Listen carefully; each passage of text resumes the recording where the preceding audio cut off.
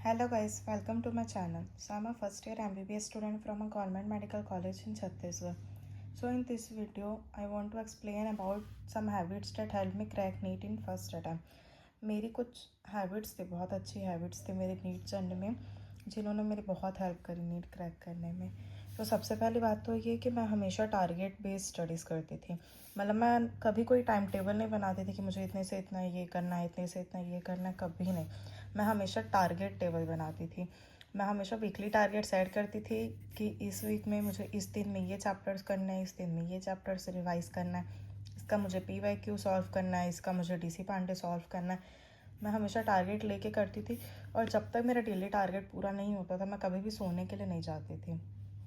देखो, अब जब हम नीट की प्रिपरेशन कर रहे हैं ना, तो हमारी जर्नी बहुत टफ होती है। तो कभी कभी उसमें अप्स एंड डाउन्स भी आते हैं, बट हर चीज़ हमें बैलेंस करते हुए चलनी पड़ेगी। जैसे कभी कभी ऐसा हुआ है कि मैं बहुत लेट से भी सोई हूँ, कभी कभी ऐसा हुआ कि टारगेट जब जल्दी कंप्लीट हो गया तो मैं जल्दी भी सोई हूँ या खुद को कुछ रिवॉर्ड भी दिया है।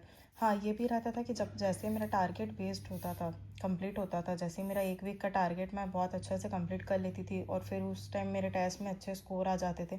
लाइक जो मैंने टारगेट सेट किया, सपोज़ अगर मैंने सेट किया कि इस टेस्ट में मुझे 550 स्कोर करना है और मेरे 550 प्लस आ जाते थे, तो मैं अपने आप को कुछ रिवॉर्ड देती थी, जैसे कि चॉकलेट देती थी या कुछ और देती थी। तो मेरी स्टडीज़ पूरी टारगेट बेस्ड होती थी। सेकेंड ये कि मैं मॉक टेस्ट बहुत देती थी। मतलब मैंने पार्ट सिलेबस और फूड सिलेबस मिला के मोर देन 100 मॉक टेस्ट तो दिए ही दिए।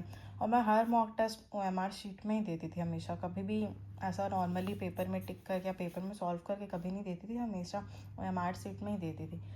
और मैं जैसे जैसे टेस्ट देती थी मेरे क्वेश्चन प्रैक्टिस भी ज़्यादा होते थे और मैं एनालिसिस भी कर पाती थी कि मेरा कौन सा टॉपिक वीक है, कौन सा स्ट्रॉन्ग है। तो मैंने मॉक टेस्ट बहुत दिए। Third, self analysis. मैं मेरा जो भी स्कोर रहता था ना, मैं उसका हमेशा ग्राफ बनाते हुए चलती थी कि कब मैं ऊपर उतरी, कब मैं नीचे उतरी। और जितने भी मेरे बैड हैबिट्स थे या बैड स्टडी हैबिट्स थे, जैसे कि अगर मैं कुछ रिसोर्स गलत यूज़ कर रही हूँ या फिर मेरा पढ़ने का कुछ तरीका गलत होता है, तो मैं ये सब चीज़ बहुत एनालाइज करते हुए चलती थी कि जो मैं कर रही हूँ मेरे को हेल्प कर रहा है मेरी जर्नी में या हेल्प नहीं कर रहा है। Fourth, fixed with my resources. मैंने सबसे पहले ही अपने मतलब शुरू के 2 महीने में मैंने पूरे रिसोर्सेज फिक्स कर लिए थे कि मुझे ये करना है। उसके बाद मैंने बहुत बार फोमो हुआ, मैंने नए नए बुक्स भी खरीदे, बहुत सारी चीज़ें नई चीज़ें ट्राई भी करी। बट उसके बाद भी मैं श्योर रहती थी कि मुझे क्या सॉल्व करना है, क्या सॉल्व नहीं करना है। कभी भी मैं अंधाधुन कोई भी ऐसा नहीं होता था कि जो मुझे बुक मिल रही है मैं सॉल्व कर रही हूँ, ऐसा कभी भी नहीं होता था। मैं हमेशा अपने रिसोर्सेज फिक्स करके चलती थी और मेरे रिसोर्सेज हमेशा PYQ बेस्ड ही होते थे। जो बुक मुझे PYQ सॉल्व करने में सबसे ज़्यादा हेल्प करती थी, मैं हमेशा उन्हीं बुक्स के क्वेश्चन प्रैक्टिस करती थी। Fifth, short notes. मैंने शॉर्ट नोट्स बहुत बनाए। बायो में कभी मैंने शॉर्ट नोट्स नहीं बनाए और बायो में तो मैंने कभी फुल नोट्स भी नहीं बनाए।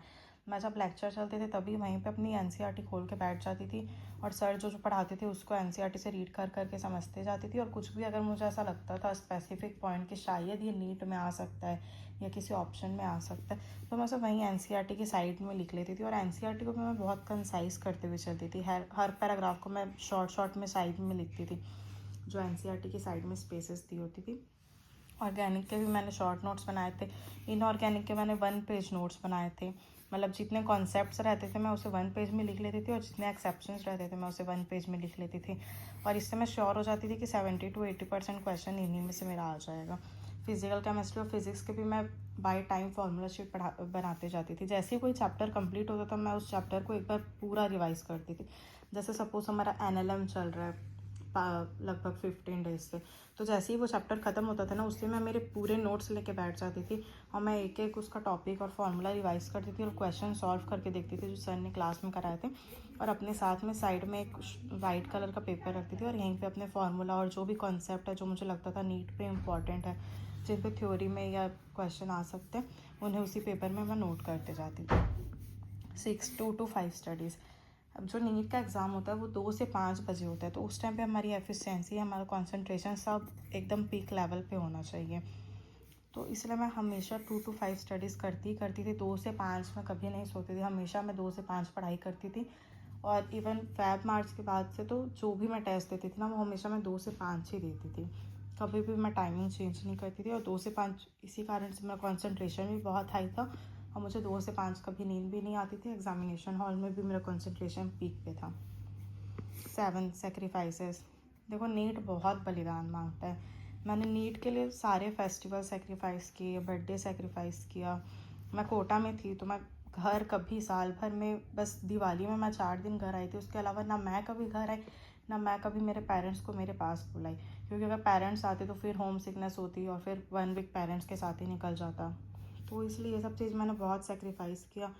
जो भी मेरी पसंदीदा चीज़ थी कि हाँ मतलब एक्सरसाइज करना, खुद का ख्याल रखना, जो भी मुझे लगता था कि टाइम वेस्ट है, जैसे मुझे मूवी सीरीज़ देखना बहुत पसंद है, बट इस टाइम पे अगर मैं मूवी सीरीज़ देखती तो मेरे रोज़ के इतने टाइम वेस्ट हो जाते, तो इसलिए मैंने ये सब चीज़ें सेक्रीफाइस करी, सारे फेस्टिवल सेक्रीफाइस किए, मेरा बर्थडे भी सेक्रीफाइस कर दिया। और अभी के टाइम पे जब मैं कॉलेज में हूँ ना, तो ये सब चीज़ मैं इतनी अच्छे से सेलिब्रेट कर पा रही हूँ सिर्फ और सिर्फ वो 1 साल ये सब चीज़ सेक्रीफाइस करने के लिए। तो एट दी एंड ये सारे सेक्रीफाइसेस बहुत वर्थ इट है। 8 हैबिट्स अवॉइडेड फ़ोन। मुझे कभी भी फ़ोन का एडिक्शन नहीं हुआ, और एडिक्शन एक दो बार ऐसा हुआ था कि मैं फ़ोन थोड़ा ज़्यादा यूज़ करने लग गई थी, वो भी यूट्यूब वगैरह ही। तो मैं फिर अलमारी में फ़ोन को बंद कर करके रखने लग गई थी, या फिर फ़ोन में टाइमर सेट करने लग गई थी कि इतने बजे के बाद मेरा फ़ोन ऑफ हो जाएगा। तो फ़ोन एडिक्शन मैंने कभी खुद को लगने ही नहीं दिया। तो बस यही सब हैबिट्स हैं जिन्होंने मेरा नीट क्रैक करने के लिए हेल्प किया। होप कि आपको ये वीडियो पसंद आएगी। अगर आपको पसंद आई तो प्लीज़ आप लाइक कीजिए और चैनल को सब्सक्राइब कीजिए। Bye bye, all the best.